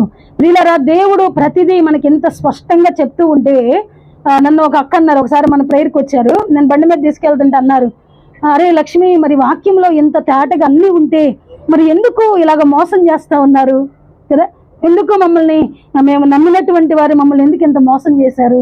ప్రియులారా, దీనికి సమాధానం ఉందా కదా. అంటే మనము వాక్యాన్ని ఎలాగ తీసుకుంటున్నాం అనే దాని మీద ఉంటుంది కదా. బోధించే వారికి ఏముందంట? 2 తీర్పులు ఉన్నాయంట. ప్రియులారా, మన జీవితంలో మనల్ని నడిపించిన వారు, లేదంటే మనకన్నా సీనియారిటీ ఉన్న వారిలో మనలాంటి లక్షణాలు లేకపోయినా మనం ఏం భయపడవలసిన పని లేదు. బైబిల్ ఏం చెప్తుందో అలాగ ఉండడానికి గనక మనం ప్రయత్నం చేసి, ప్రియులారా, మనం అలాగ ముందుకు గనక వెళ్ళినట్లయితే మనకేముంటుంది? ఆయన రాజ్యంలో మనకి ప్రతిఫలాన్ని ఆయన ఇస్తాడు. ఏం చేస్తాడు ఆయన? అక్కడ ప్రతిఫలం ఉంటుంది మనకి. మనము నటించే వారంగా, వేషధారులుగా ప్రియులారా, ఈ లోకములో మన భక్తి జీవితంలో ముందుకు వెళ్తే దానికి దేవుడు ఏం చేస్తాడు? మనకు అక్కడ ఏం ఉండదు. అయ్యా, నేను నామంలో అద్భుతాలు చేశాను, స్వస్థతలు చేశాను, ఇదిగో నేను కార్యాలు చేశాను, నేను ప్రార్థన చేస్తే పిల్లలు పుట్టారు, నేను ప్రార్థన చేస్తే ఇదిగో వాళ్ళ అమ్మాయి బ్రతికింది కదా. ప్రియులారా, ఇటువంటి అవన్నీ ఆయన ఏం వినడు. మీరెవరో నాకు తెలియదు, వెళ్ళిపోండి అంటాడండి. ఏమంటాడు ఆయన? కానీ మనకి కావాల్సింది ఎవరు? ఇలాంటి వాళ్ళే. మనకి ఇటువంటి శ్రేష్టమైన మాటలు చెప్పి, ప్రియులారా, ఆయన కోరుకున్నట్లుగా భక్తి జీవితంలో ముందుకు వెళ్ళాలని బోధించే వారిని ఎవరు ఇష్టపడరు? ఇష్టపడతారా? మంచి మంచి వర్తమానాలు, దేవుని హృదయాన్ని ఎరిగి, ప్రియులారా, దేవుని యొక్క ఉద్దేశాన్ని ఎరిగి దేవుని సేవకులు బోధిస్తూ ఉంటే అటువంటి సేవకులను ఎవరు ఇష్టపడరు? ఇష్టపడతారా? ఇష్టపడరు. 4 మాటలు చెప్పి, కాకమ్మ కథలు చెప్పి, స్టోరీలు చెప్పి నవ్వించేవాళ్ళు, కవ్వించేవాళ్ళు, ఇటువంటి వారికి ప్రజలు కావాలి. ప్రియులారా, ఇటువంటి వారిని కోరుకునేవారు ఎన్నడూ కూడా దేవునికి నచ్చినట్లుగా భక్తి జీవితంలో ముందుకు వెళ్ళలేరు. కాబట్టి మనం దేనిని కోరుకోవాలి? శ్రేష్టమైన భక్తినే కోరుకోవాలి. దేన్ని కోరుకోవాలి? ఇక్కడ మార్కెట్కి వెళ్తే, లేదంటే బట్టల షాప్కి వెళ్తే శ్రేష్టమైన పుచ్చిపోయిన కోరుకుంటామా? ఏమన్నా కొంచెం ఏమన్నా మరకుందనుకో, ఇది డ్యామేజ్ ఉంది కదా, ఇది డ్యామేజ్ ఉంది, ఇదేందుకు కొంచెం పక్కన పోగపోయింది కదా. ఎలా చూస్తాము? ప్రతిదీ మడతలన్నీ ఇప్పి కదా. కూరగాయలు అయితే అన్నీ సమానంగా ఉన్నాయా, వడబడిపోయినాయా, నవనవలాడుతున్నాయా, ఈ రోజు నిన్నటయ్యా, ప్రతిదీ. ప్రియులారా, మనము ఇటువంటి విషయాలలో ఎంత జాగ్రత్తగా ఉంటూ ఉన్నప్పుడు మరి భక్తి జీవితంలో మనం ఎందుకు శ్రేష్టమైన వాటిని మనం కోరుకోవట్లేదు? అంటే శ్రేష్టమైనవిగా బ్రతకడం మనకి ఇష్టం లేదు, అంతే. అవునా కదా? భూ సంబంధమైన వాటిల్లో శ్రేష్టంగా ఉండాలి, వాటిని మనం అనుభవించాలి అని శ్రేష్టమైన వాటి మీదకి మన కన్నులు వెళ్తున్నాయి. కానీ మరి ఆత్మ సంబంధమైన జీవితాలలో నేను ఆత్మీయతలో శ్రేష్టంగా బ్రతకాలి అని మనుషులకి ఆలోచన లేదు ప్రియులారా. అందుకని ఏం చేస్తారు? కఠినంగా ఉన్న చోట చాలా తక్కువ మంది ప్రజలే ఉంటారు. కఠినమైన బోధ, ఉన్నది ఉన్నట్లుగా ప్రకటించే వారి దగ్గర ఎక్కువ మంది ఉండరు. ఉంటారా? ఎక్కువ మంది ఉండరు. కాబట్టి మనమైతే శ్రేష్టమైంది కోరుకోవాలి. మనం శ్రేష్టమైంది కోరుకున్నప్పుడే ప్రియులారా పరలోకంలో అత్యధికమైన బహుమానం దేవుడు మనకిస్తాడు. కాబట్టి మనము వేటిని కోరుకుంటున్నాము, దేని కొరకు మన మనస్సు పరుగెత్తుతూ ఉంది, వేటి మీద మన దృష్టి మనం పెడుతూ ఉన్నాం అనేది మనల్ని మనమే పరీక్షించుకున్నప్పుడు మనకు అర్థమవుతుంది. అట్లానే మనం ఇంకో వచనాన్ని కూడా చూద్దాము. అపోస్తుల కార్యములు 20వ అధ్యాయము. అపోస్తుల కార్యములు 20వ అధ్యాయము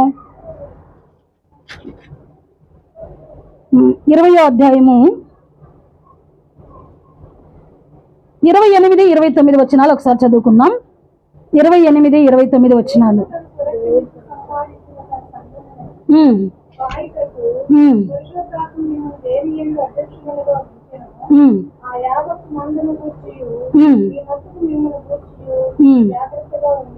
చాలు ప్రియులారా, ఏం చెప్తున్నాడు ఆయన? నెక్స్ట్ కూడా చదవండి అక్క.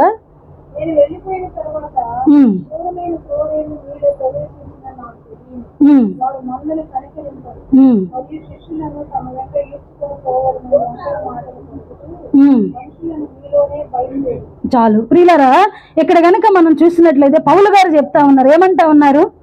మనం ఇక్కడ ఆయన ఏం చెప్తున్నాడంటే, దేవుడు తన స్వరక్తం ఇచ్చి సంపాదించిన తన సంఘమును కాయుటకు పరిశుద్ధాత్మ మిమ్మును దేని యందు అధ్యక్షులుగా ఉంచెనో ఆ యావత్తు మందను గూర్చియు మీ మట్టుకు మిమ్మును గూర్చియు జాగ్రత్తగా ఉండండి కదా. ఏం చెప్తున్నాడు? లోకంలో ఉన్న వాళ్ళందరి గురించి మీకొద్దు, మీ మట్టుకు మీరు, నేను స్వరక్తం ఇచ్చి మిమ్మల్ని సంపాదించుకున్నాను కాబట్టి మీ మట్టుకు మీరు ఎలా ఉండాలి? జాగ్రత్తగా ఉండాలి. ఆ కింద వచనంలో ఆయన అంటాడు, నేను వెళ్ళిపోయిన తర్వాత క్రూరమైన తోడేళ్లు మీలో ప్రవేశించినని నాకు తెలియను, వారు మందను కనికరింపరు. ఏం చేయరంట? వాళ్ళు మందను కనికరింపరంట. అధికమైన భారాలు వాళ్ళ మీద మోపుతారంట. ఏం చేస్తారు ప్రియులారా? మనం ఆలోచించినప్పుడు చాలా సంఘాలలో కూడా, అంటే నాకు తెలిసినటువంటి ఒక సేవకులు కూడా ఉన్నారు ప్రియులారా, మనం ఆలోచించినప్పుడు వాళ్ళ సంఘంలో ఏదన్నా ఒక ప్రోగ్రాం జరుగుతుంది అనుకోండి, ఏంటి ఏదైనా ఒక ప్రోగ్రాం, ఒక స్త్రీల కూడిక 4 రోజులు జరిగింది, లేదంటే ఉపవాస ప్రార్థనలు జరిగినాయి, లేదంటే సండే స్కూల్ రిట్రీట్ జరుగుతుంది, లేదంటే యూత్ మీటింగ్ జరుగుతుంది. వీటన్నింటికి ఏం చేస్తారో తెలుసా? అందరి దగ్గర డబ్బులు వసూలు చేస్తారు. ఇదేంటి? భారం మోపటం. ఏంటిది? ఏం చేస్తున్నారు మరి? అలా అనుకుంటే మనం ఏమవ్వాలి? మనకి తల లేదు, తోక లేదు, ఏం లేదు. మనం ఎప్పుడన్నా ఏమన్నా అడిగామా? మనం ఎప్పుడు దేనికి ఎవరిని మనం అడగలేదు ప్రియులారా. మరి వాళ్ళకి అన్ని సెటిల్మెంట్ అయ్యారు, మంచి మంచి మందిరాలు ఉన్నాయి, లగ్జరీగా బ్రతుకుతున్నారు. ప్రతిదీ ఎందుకు భారం మోపాలి సంఘం మీద? ప్రియులారా, ఇలాంటి నేను ఆలోచించినప్పుడు నాకు చాలా బాధ అనిపిస్తుంది. ఎందుకంటే పౌలు గారు కూడా ఇక్కడ చెప్తున్నారు, ఏం చేస్తారంటే వాళ్ళు మిమ్మల్ని కనికరింపరు, భారం మోపుతారు సంఘం మీద. ప్రియులారా, మనం ఆలోచించినప్పుడు చిన్న చిన్న ప్రోగ్రాం చేసినా కూడా డబ్బులు వసూలు చేయడమేనా? మరి పడుతున్న కానుకలు ఏం చేస్తున్నారు కదా? ఇస్తున్నటువంటి దశంభాగాలను ఏం చేస్తా ఉన్నారు? నేను ఇలా అందరి గురించి నేనేం చెప్పట్లేదు, ఇది లైవ్ వెళ్తుంది. కానీ ప్రియులారా, మనకు అర్థం కావాలి మనల్ని నడిపించే నాయకులు ఎలాంటి వారునని. ఇలాగ భారం మోపేవారు ఏ స్థితిలో ఉన్నారో మనకు అర్థం కావాలి. ప్రతిదానికి ప్రజల దగ్గర నుండి వసూలు చేయడమేనా? మనం ఎన్నడూ ఏది అడగం. ప్రతి ఆదివారం మనం అంతమంది వచ్చినా కూడా మంచిగా భోజనాలు పెట్టి మనం పంపిస్తాం కదా. మనం ఎవరిని దశంభాగాలు అడగం, ఎంత కానుకేస్తున్నారో తెలియదు కదా. నిజం చెప్పాలంటే మనకు వచ్చే కానుకలు ఎంతో తెలుసా? 650, 700 ఆదివారం. నెలకి పట్టుమని 2500 రావు మనకి. మరి ఎలాగా ప్రతి వారం మనం భోజనాలు పెడతా ఉన్నాం కదా. వీళ్ళారా, నేను చెప్తా ఉన్నా, నిజంగా మనం యథార్థంగా కదా, మనం పనిచేస్తూ ప్రజల మీద భారం మోపకూడదు. ఆయన ఎందుకు వచ్చాడు? సమస్తమైన భారం మోస్తున్న ప్రజలారా నా ఎద్దుకు రండి, మీ భారాన్ని తొలగిస్తానంటే వీళ్ళు ఏం చేస్తున్నారు? భారాలు మోపుతూ ఉన్నారు. వీళ్ళారా, మన జీవితంలో మనం బైబిల్ ఏం చెప్తూ ఉంది, మనల్ని నడిపిస్తున్నటువంటి వారు ఎలాగున్నారో చూసుకోవాలి. ఆయన చెప్తున్నాడు, మీ మట్టుకు మీరు జాగ్రత్తగా ఉండాలి. ఎలా ఉండాలి? మనం జాగ్రత్తగా ఉండి మన భక్తిని కాపాడుకుంటూ మనం ఏం చేయాలి? ముందుకు వెళ్ళాలి. ఇటువంటి జ్ఞానంతో మనం వెళ్ళినప్పుడు మాత్రమే ప్రియులారా, మనం తీసుకున్న బాప్తిస్మానికి, మనం పొందుకున్నటువంటి రక్షణకు, మనం చేస్తున్నటువంటి ప్రార్థనలకు ప్రతిఫలం ఉంటుంది. లేకపోతే ఏముండదు. ఏదో మన తృప్తి కోసం మనం వెళ్ళడమే. పరలోక రాజ్యం చేరుకోలేని భక్తి మనకు అవసరమా కదా? ఈ లోక సంబంధంగా మనం తృప్తి పడడానికి, సంతోషించడానికేనా ఈ భక్తి? కాదు కదా. ఎందుకు మనం రక్షించబడ్డాము? ఎందుకు ఆయన రక్తాన్ని చిందించారు? ఎందుకు ఆయన సొత్తైన ప్రజగా మనల్ని చేసుకున్నాడు? ఆయనతో పాటు మనల్ని కూడా పరలోక రాజ్యంలో కూర్చోబెట్టుకోవాలని, ఆయనతో పాటు నిత్యత్వంలో మనము ఉండాలని. ప్రియులారా, మనం ఆలోచించాలి.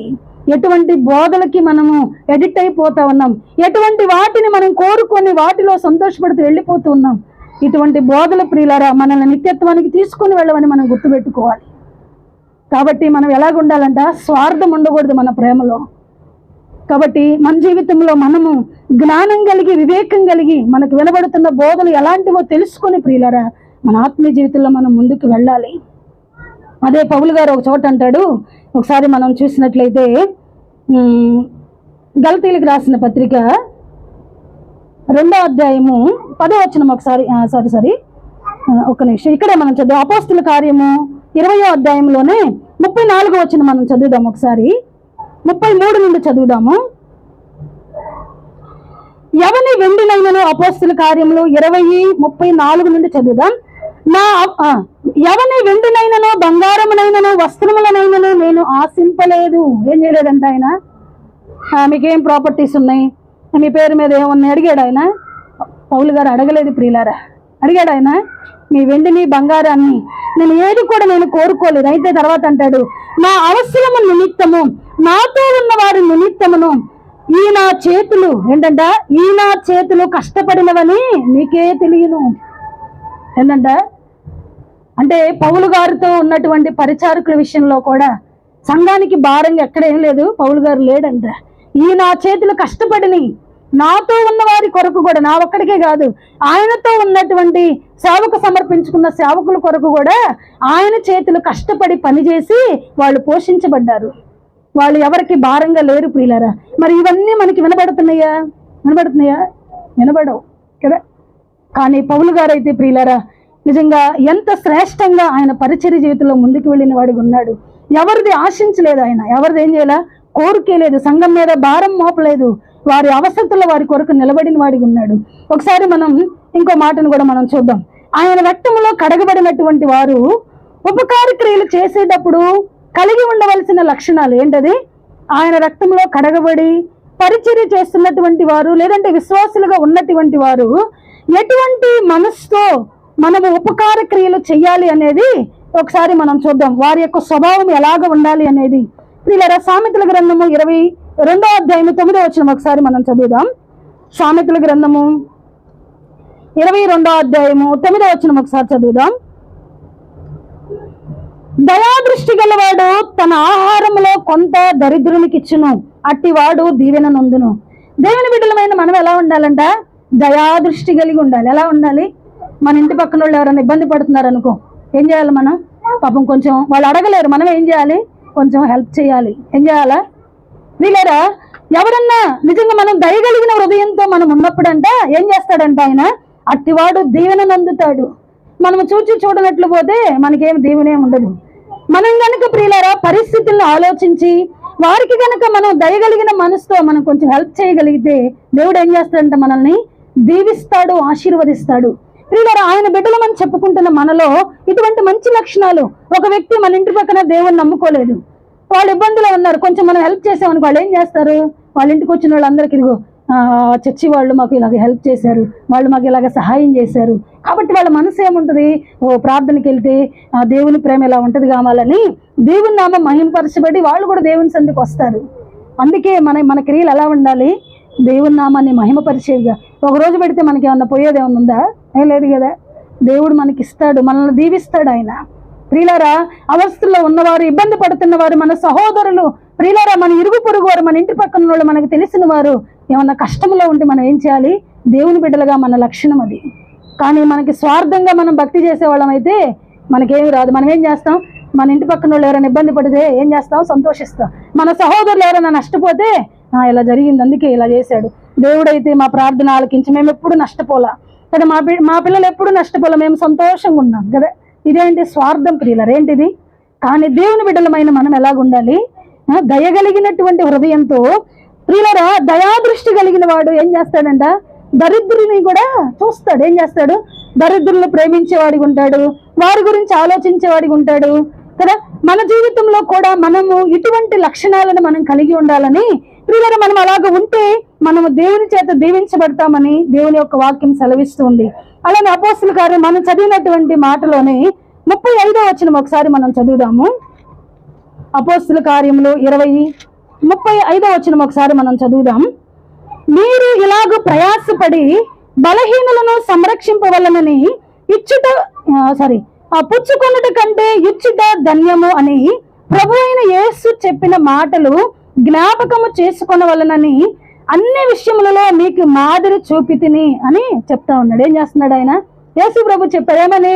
కొంతమంది చూడు, మా ఇంటికి వచ్చేటప్పుడు ఏం చేస్తారు కదా, వాళ్ళ ఇంటికి వెళ్తే ఏం పెడతారు కదా, ఇదే కదా కదా, వాళ్ళ ఇంటికి వెళ్తే మనకి ఏం పెడతారు, మన ఇంటికి వచ్చేటప్పుడు ఏం చేస్తారు, మనం మాత్రం పెట్టేది లేదు తీసుకెళ్లేది లేదు కదా. ప్రియులారా, మనం ఇలా ఉండకూడదు. అందుకే దేవుడు చెప్తా ఉన్నాడు, అంటే దేవుని బిడ్డలు ఇలా ఉండకూడదు. ఎలా ఉండాలంట? పుచ్చుకొనుట కంటే, తీసుకోవటం కంటే పెట్టడము మేలని, అది దేవుని బిడ్డల లక్షణం అని యేసు ప్రభు చెప్తా ఉన్నారు. మరి ఇలాంటి ఇచ్చే మనసు మనలో ఉందా? పుచ్చుకునే మనసేనా మనకి? అయితే ప్రియులారా, మన లక్ష్యం అలాగ ఉండకూడదు. లేనప్పుడు మనం ఏం చేయలేం. ఉన్నప్పుడు మాత్రం ఏముండాలి? దయగలిగిన హృదయం ఉండాలి. ప్రియులారా, మన సహోదరుల్ని ప్రేమించే మనసు మనకు ఉండాలి. కాబట్టి ఎప్పుడు ఏమొచ్చిద్దా, ఎట్నుండి ఏమొచ్చిద్దని చూడకూడదు. ఏం చేయకూడదు? చూడకూడదు. కాబట్టి ప్రియులారా, మన జీవితంలో చాలా వివరించవలసినవి చాలా ఉన్నాయి, కానీ ఇక్కడ నేను చెప్పవలసినవి చాలా ఉన్నాయి కాబట్టి ముందుకెళ్తున్నా. కాబట్టి మనం ఇచ్చేవారంగా ఉండాలి. ఇతరుల దగ్గర నుంచి పొరుగు వారిది ఆశించకూడదు అని కూడా 10 ఆజ్ఞల్లో రాయబడి ఉంది. కాబట్టి మనం ఎవరి దగ్గర నుండి ఏదేదో ఆశించకూడదు. మనం ఇచ్చేవారంగా ఉంటే ఆ చేతుల్లో దేవుడు ఏం చేస్తాడు? ఆశీర్వదిస్తాడు. కాబట్టి ఇది దేవుని యేసు ప్రభు చెప్పిన మాటలే పౌలు గారు కూడా ఇక్కడ వాళ్ళకి ఒకసారి జ్ఞాపకం చేస్తూ ఉన్నాడు. కాబట్టి మన జీవితంలో మనం ఇచ్చేవారికి ఉండాలి, సహోదరులను ప్రేమించేవారంగా ఉండాలి. ప్రియులారా, మనం అలాగ ఇచ్చినప్పుడు, మన అవసరతలో ఉన్నప్పుడు ఇంకొకరిని కూడా దేవుడు ఏం చేస్తాడు? నాకు తెలిసిన ఒక అక్క ఉంది, వాళ్ళ బాబు ఏం చేస్తాడు తెలుసా? చాలా మంచి హృదయం. తెలిసిన వాళ్ళందరూ ఇబ్బందులు ఉన్నామంటే ఇంట్లో అన్ని ఆపుకొని కూడా, ఇంట్లో ఎంత ఇబ్బంది పడినా వడ్డీకి తెచ్చి కూడా ఏం చేస్తాడు? ఫ్రెండ్స్ అందరికి సహాయం చేస్తాడు. అయితే వాళ్ళకి అవస్థ వచ్చినప్పుడు వాళ్ళ జీవితంలో నాకు అక్క ఒకరోజు సాక్ష్యం చెప్పారు. అంటే అడగకుండానే వాళ్ళకి ఎంత అమౌంట్ అవసరమో వాళ్ళు ఫోన్ చేసి నేను నీకు కావాలంటే తీసుకొని చెప్తున్నారంట. ఇది ఎలా జరిగింది? వాళ్ళ బాబుకి అంత దయాహృదయం ఉంది కాబట్టి వీళ్ళ అవస్థలో కూడా దేవుడు ఏం చేస్తున్నాడు? వీళ్ళు అడగకుండానే 4-5 రెడీగా ఉన్నారంటే ఇవ్వడానికి. ఎవరి దగ్గర తీసుకోవాలి అర్థం కావట్లేదు వాళ్ళకి. ప్రియులారా, మనం చేసిన ప్రతి మేలుకు కూడా ఆయన ఎన్నడూ దాన్ని ఉంచుకోడు ఆయన కదా. మనం ఒక దినం మేలు చేస్తే ఆయన అంటాడు, నీటి మీద ఆహారం కొంతకాలం తర్వాత నీ ఎద్దుకు తిరిగి వస్తుంది. ఒక ఆపదలో ఉన్నప్పుడు మనం ఆదుకుంటే, మన జీవితంలో కూడా మనం ఇబ్బందులు ఉన్నప్పుడు అనేకమైన చేతులు రెడీగా ఉంటాయి మనకి సహాయం చేయడానికి. మనం చేయకుండా మనం బెగబట్టుకుని మనం కూర్చుంటే ఎవరు కూడా మనకి సహాయం చెయ్యరు. కాబట్టి ప్రియులారా, మనం పుచ్చుకునే వారంగా కాక ఇచ్చే వారంగా ఉండాలని దేవుని వాక్యం సెలవిస్తుంది. అలానే ఇంకో చోటు కూడా గలతీయులకు రాసిన పత్రికలో పౌలు గారు ఒక మంచి మాట అంటారు. ఒకసారి అది చదువుకుందాం మనం ముగించుకున్నంతలో. గలతీయులకు రాసిన పత్రిక 2వ అధ్యాయము 8వ వచనం నుండి చదువుకుందాం. అనగా సున్నతి పొందిన వారికి అపోస్తలుడవుటకు పేతురునకు సామర్థ్యము కలుగజేసిన వాడే అన్యజనులకు అపోస్తలుడవుటకు నాకును సామర్థ్యం కలుగజేసినని వారు గ్రహించినప్పుడు స్తంభములుగా ఎంచబడిన యాకోబు, కేఫా, యోహాను అనువారు నాకు అనుగ్రహింపబడిన కృపను కనుగొని మేము అన్యజనులకును తాము సున్నతి పొందిన వారికి అపోస్తలులుగా ఉండవలనని చెప్పి తమతో పాలువారమని అనుటకు సూచనగా నాకును బర్నబాకును కుడి చేయి ఇచ్చిరి. మేము బేదలను జ్ఞాపకము చేసుకొనవలనని మాత్రమే వారు కోరిరి. అలాగు చేయుటకు నేనును ఆసక్తి కలిగి ఉంటిని. నాకు ఈ మాట నన్ను చాలా హృదయంలో పట్టుకుందనమాట. ఏంటది? నాకు కూడా ఆసక్తి ఉంది. పౌలు గారికి ఏం ఆసక్తి ఉందంట? ఇక్కడ కనుక జరిగిన సంభాషణ మనం చూస్తే ప్రియులారా, ఈ పేతురు సున్నతి పొందిన వారికి సువార్త ప్రకటించడానికి దేవుడు అతన్ని ఎన్నుకుంటే పౌలు గారు చెప్తున్నాడు, అన్యజనులకు సువార్త ప్రకటించడానికి దేవుడు నన్ను ఏర్పరచుకున్నాడు. అయితే ఈ విషయాన్ని ఎవరు గమనించారు? అన్యజనుల్లో పనిచేయడానికి పౌలు గారు బాగా పనికొస్తారని ఆ సంఘములో ఉన్నటువంటి మూల స్తంభములుగా ఉన్నవారు, అంటే సీనియర్స్ గా ఉండే సంఘములో మాదిరికరంగా బ్రతుకుతున్న వారు 3 ఉన్నారంట. ఎవరెవరు వాళ్ళు? మనం చూస్తే యాకోబు, కేఫా, యోహాను. వీళ్ళ 3 అంట పౌలు గారిలో ఉన్నటువంటి నిజంగా ప్రియులారా ఆ వైరాగ్యము, ఆత్మల కొరకైన భారము, అన్ని జనులందరూ రక్షించబడాలనే తపన, ఆయన పడుతున్న ప్రయాస, వారి కొరకు ఎంత దూరమైన ఆయన జీవితాన్ని త్యాగం చేయడానికి ఉన్నటువంటి స్థితిని చూచి వాళ్ళు ఏం చేస్తున్నారంట, వాళ్ళు ఇదిగో మేము మీరు పాలు భాగస్థులమని, మీరు మేము కలిసి పనిచేద్దాం అన్నట్లుగా బర్నబాకి పౌలు గారికి ఏం చేశారంట, వాళ్ళు షేక్ హ్యాండ్ ఇచ్చారంట, చేతిని చెయ్యి కలిపారంట. ఇదిగో మేము మీతో ఉంటాం, మీరు మాతో, మీరు మేము కలిసి పనిచేద్దాం అన్నట్లుగా బర్నబాకి పౌలు గారికి చెయ్యి ఇచ్చారంట. ఈ రోజుల్లో ప్రియులారా నిజంగా ఇంకొకరిని, సంఘంలో ఉన్నవారినైనా బయట వారినైనా ప్రోత్సహించే సేవకులు ఉన్నారంటే ఎక్కడ కనబడరు. మా తర్వాత మా పిల్లలు ఏం రావాలి, మాకు పుట్టిన వారే పులిపీఠ మీద ఉండి వాక్యం చెప్పాలి, మాకు పుట్టిన వారే పాటలు పాడాలి, మాకు పుట్టిన వారే ఆరాధన చెయ్యాలి, వాళ్ళే స్టేజ్ మీద కనబడాలి, ఇంకెవరు ఉండకూడదు. కానీ ప్రియులారు ఈ దినాల్లో మనం చూస్తే ఎక్కడ చూసినా కూడా స్వార్థమే ఎలుబడి చేస్తుంది. వాళ్ళ పిల్లలు ఒక్కళ్ళేనా? ఒక దైవజనులు చెప్తున్నారు, మా బాబుని అమెరికా పంపించాను దేని కొరకు, గొప్ప గొప్ప బైబిల్ కాలేజెస్లో వాళ్ళకి ట్రైనింగ్ ఇవ్వడానికి, కొన్ని లక్షలు పెట్టి. సంఘంలో ఉన్న వాళ్ళు ఎవరు పనికిరారా దేవుని పని చేయడానికి?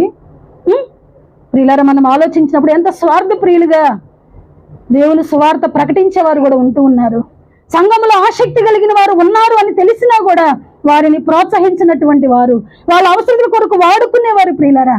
కానీ ఇక్కడ సేవకులు ఎలా ఉన్నారో తెలుసా, మేమందరం పేరు అది కదా, మాది ఇది కదా, డినామినేషన్ ఫీలింగ్స్ వీళ్ళకి లేవు. ఏం లేవు వీళ్ళకి, ఐక్యత, ఏకత్వము. ఇదిగో మీరు అన్ని జనులు చేస్తున్నారా, ఇదిగో మేము సున్నతి పొందిన వారికి.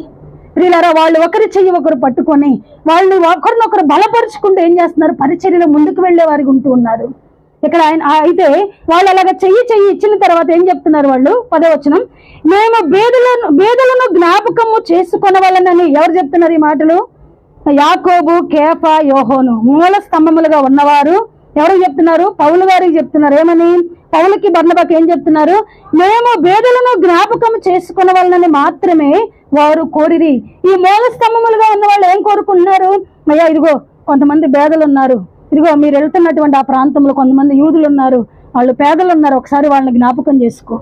ఏమన్నాడు అంటే, జ్ఞాపకం చేసుకోమంటే అర్థం ఏంటి? పౌలు గారు కూడా దాన్ని ఎలాగ అర్థం చేసుకున్నారు? వాళ్ళు అలా కోరితే ఈయన అంటాడు, అలాగూ చేయుటకు నేనును ఆసక్తి కలిగి ఉంటిని. అంటే పౌలు గారికి అర్థమైంది, పేదలు ఉన్నారు జ్ఞాపకం చేసుకోమంటే వాళ్ళకి కొంచెం హెల్ప్ చేయండి, కొంచెం వాళ్ళకి సహాయం చేయండి అని. ఈ మూల స్తంభములుగా ఉన్నవారు కూడా ఏం చేస్తున్నారు, నిజంగా పౌలు గారిని హెచ్చరిస్తూ ఉన్నారు. ఆ హెచ్చరికని పౌలు గారు ఏం చేస్తున్నారు, అరే నాయన నేను అన్ని జనులు బోధించేవాడిని, మీరు జస్ట్ మూల స్తంభాలు, సంఘంలో ఉన్నట్టు సంఘంలో మాదిరికరంగా బ్రతికేవాళ్ళే, మీరు చెప్పిన మాట నేను తీసుకోవాలని పౌలు గారు అన్నారా? ఏమన్నాడు? ఏకీభవిస్తున్నారు వాళ్ళతో. ఏమన్నాడు ఆయన? అలాగ చేయడము నాకు కూడా, నేను కూడా ఆసక్తి కలిగి ఉన్నాను. ఏం ఆసక్తి కలిగి ఉన్నాడు? నిజంగా యేసు ప్రభు పేదలను ఎలాగ ప్రేమించి, నిజంగా ప్రియులారా వారికి ఆయన ప్రేమను ఎలాగ చూపించారో, వాళ్ళ అవసరతలు ఆయన ఎలాగ నిలబడినారో, అదే మార్గంలో పౌలు గారు కూడా ఆసక్తి కలిగి ఉన్నారంట. పేదలకి సహాయం చేయడానికి, పేద ప్రజలతో ఉండడానికి, వాళ్ళకి స్వార్థ ప్రకటించడానికి. ప్రియులారా కొంతమందిని మనం చూస్తే సంఘంలోనికి ఎవరన్నా మంచి గవర్నమెంట్ జాబ్ వాళ్ళు ఎవరన్నా ఒకళ్ళ పరిచయం అయితే ఒక ఫ్యామిలీ, ఈ ఉన్న వాళ్ళందరినీ మర్చిపోతారు. ఏం చేస్తారు? వాళ్ళ చుట్టూ తిరగడం, వాళ్ళతో ప్రేమగా ఉండడం. కారణం ఏంటి? ఏదో ఆశించి కదా ప్రియులారా. కానీ వీళ్ళు ఆది అపోస్తుల కాలంలో ఉన్నవారు చేస్తున్న పరిచర్య ఏంటది?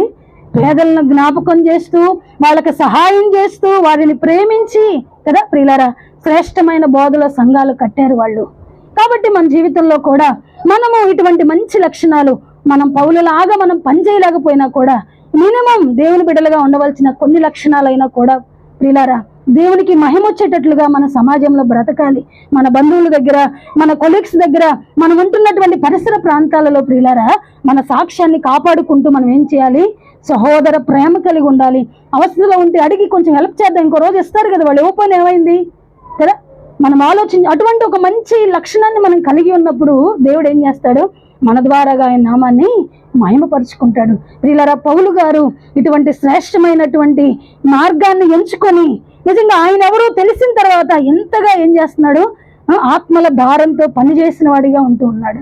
కాబట్టి మన జీవితంలో కూడా మనకి ఏముండాలంటే, మనకి వినబడుతున్న మాటలకు మనకు లోబడే మనసు ఉండాలి. మనకేముండాలి? లోబడే మనసు ఉండాలి. నిజమే కదా, యేసు ప్రభు నాకు చెప్పింది ఇది కదా, నేను ఎందుకు ఈ మార్గంలో ఉంటా ఉన్నాను, ఎందుకు నా ఆలోచనలు ఇలా ఉంటా ఉన్నాయని సరి చేసుకునే మనసు మనకు ఉండాలి. ఎవరైతే సరి చేసుకోవడానికి, మాట వినడానికి ఒక అడుగు ముందుకు వేస్తారో ప్రియులారా, దేవుడు ఏం చేస్తాడు? వారిని చెయ్యి పట్టుకొని ఏం చేస్తాడు? ఇంకా ముందు జీవితంలో ఆ వ్యక్తి ద్వారా ఆయన నామాన్ని ఘనపరచుకోవడానికి ఆయన అన్ని మార్గాలను సరళం చేస్తారు. ఆ వ్యక్తికి అటువంటి లక్షణాలు లేకపోవచ్చు, కానీ హృదయంలో కలిగిన ఒక చిన్న కోరిక, ఒక చిన్న మార్పు, ఒక చిన్న తీర్మానం, దాన్ని బట్టి దేవుడు ఏం చేస్తాడు? ఆయనకి ప్రియమైన వారిగా చేసుకుంటాడు. ఆయన నామానికి మహిమ తెచ్చుకునేటట్లుగా మనల్ని, మన కుటుంబాలను నిలబెట్టుకుంటాడు. కాబట్టి ప్రియులారా, దేవుని అంతరంగంలో రక్షించబడిన అటువంటి వారికి ఉండవలసినటువంటి లక్షణాలు ఇలాగ ఉండాలని ఆయన కోరుకుంటూ ఉన్నారు. అయితే చివరిగా ఇంకొక వచనాన్ని కూడా మనం చదువుకొని మనం ముగించుకుందాం. 1 యోహాను రాసిన పత్రిక 3వ అధ్యాయము 17-18 వచనాలు ఒకసారి చదువుదాం. యోహాను రాసిన మొదటి పత్రిక 3వ అధ్యాయము 17-18 వచనాలు. చిన్నపిల్లలారా, మాటతోనూ నాలుగుతోనూ కాక క్రియలతోనూ సత్యముతోనూ ప్రేమింతుము. ఇందువలన మనము సత్య సంబంధులమైన ఎరుగుదుము. దేవుడు మన హృదయము కంటే అధికుడై సమస్తమును ఎరిగిన వాడిగా ఉన్నాడు గనుక మన హృదయము ఏ విషయములలో మన యందు దోషారోపణ చెయ్యునో ఆయా విషయములలో ఆయన ఎదుట మన హృదయములను సమ్మతి పరుచుకొందుము. ఏమంటా ఉన్నాడు ప్రియులారా? మనం ఆలోచించినప్పుడు మనము సత్య సంబంధులమని పిలువబడాలి అంటే మనము మాటతో కాదంట. ఎలా చేయాలి? నాలుగుతో కాదు, పెదవులతో కాదు, క్రియతో. మనం ఏం చేయాలి? క్రియతో ప్రియులారా మనం ఏం చేయాలి? మన సాక్ష్యాన్ని మనం కాపాడుకుంటూ సత్య సంబంధులమని మనం ఆరాధించే దేవుడు కూడా ఇటువంటి ఆ ప్రేమ కలిగిన వాడు, జాలి కలిగిన హృదయం కలిగిన వాడని మనము మన క్రియల ద్వారా నిరూపించి మన భక్తి జీవితంలో ముందుకు వెళ్ళాలని కోరుకుంటున్నాడు. కాబట్టి ఇటువంటి ఒక మంచి లక్షణము, అయ్యా ఇదిగో ఈ దినం నుండి నేను నా సహోదరుల విషయంలో కూడా నేను ఏముండాలి? నేను ప్రేమ కలిగి ఉండాలయ్యా. ఇదిగో నా ద్వారాగా నీ నామం మహిమపరచబడాలయ్యా. ఇదిగో నా జీవితంలో ఇదిగో ఈ విషయాలలో నేను లోపంగా ఉన్నాను, ఈ విషయాలలో వాక్యానికి విరోధంగా నేను ఆలోచిస్తూ ఉన్నానని ప్రియులారా, మన హృదయము ఏ విషయాలలో నేరారోపణ చేస్తూ ఉందో, ఏ విషయాలలో దోషారోపణ చేస్తూ ఉందో, పరిశుద్ధాత్మ దేవుడు ఏ విషయాలలో మనల్ని అంతరంగంలో మనల్ని గుర్చుతూ ఉన్నాడో, మనకి జ్ఞాపకం చేస్తూ ఉన్నాడో, వాటన్నింటిని ఏం చేయాలి? మనం ఒప్పుకొని విడిచిపెట్టి ఒక మంచి మనస్సాక్షి కలిగిన వారంగా మనం ఏం చేయాలి? మనం ముందుకు వెళ్ళాలని ఆయన కోరుకుంటున్నాడు. చివరిగా ఇంకొక వచనం చదువుకొని మనం ముగించుకుందాం. కొరింథీయులకు రాసిన పత్రిక మొదటి పత్రిక 9వ అధ్యాయము, కొరింథీయులకు రాసిన మొదటి పత్రిక 9వ అధ్యాయము 12వ వచనం నుండి మనం చదువుదాం. లేదక్క 14 చదువుదాం.